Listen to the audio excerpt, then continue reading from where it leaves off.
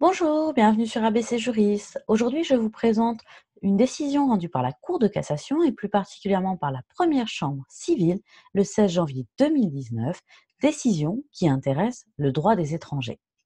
En l'espèce, une personne irakienne avait séjourné en Italie, puis avait été contrôlée dans la zone d'accès restreinte du port du Havre. Il a ensuite été placé en rétention sur décision du préfet du 30 mars 2018. Le préfet a saisi le juge des libertés et de la détention pour obtenir une prolongation de cette mesure. Le premier président de la Cour d'appel de Rouen a rendu une ordonnance le 5 avril 2018 dans laquelle il a prononcé la remise en liberté de cette personne. Le préfet a alors formé un pourvoi en cassation. Alors, quelle est la question de droit ici?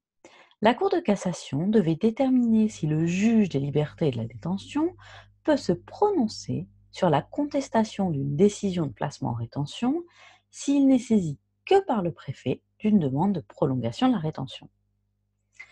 Qu'avait décidé la Cour d'appel, et plutôt son premier président? Le premier président de la Cour d'appel de Rouen avait prononcé la remise en liberté parce qu'il estimait que la décision de placement était irrégulière, je cite, en l'absence de dispositions réglementaires permettant la prise en compte de la vulnérabilité des étrangers au sens de l'article L 551-1 du Code de l'entrée et du séjour des étrangers et du droit d'asile. Qu'a décidé la Cour de cassation? Au visa des articles L 512-1 premier alinéa et R 552-10-1 du Code de l'entrée et du séjour des étrangers et du droit d'asile, la Cour de cassation a posé un attendu de principe selon lequel, je cite, il résulte de ces textes que l'étranger qui entend contester la régularité de la décision le plaçant en rétention administrative doit saisir le juge des libertés et de la détention par requête adressée par tout moyen avant l'expiration d'un délai de 48 heures à compter de la notification de cette décision.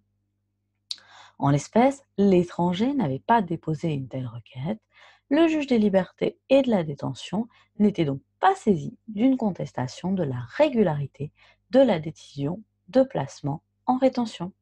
Voici pour la présentation de cette décision. Je vous invite à vous abonner à ma chaîne pour me suivre et je vous retrouve très bientôt dans de nouvelles vidéos.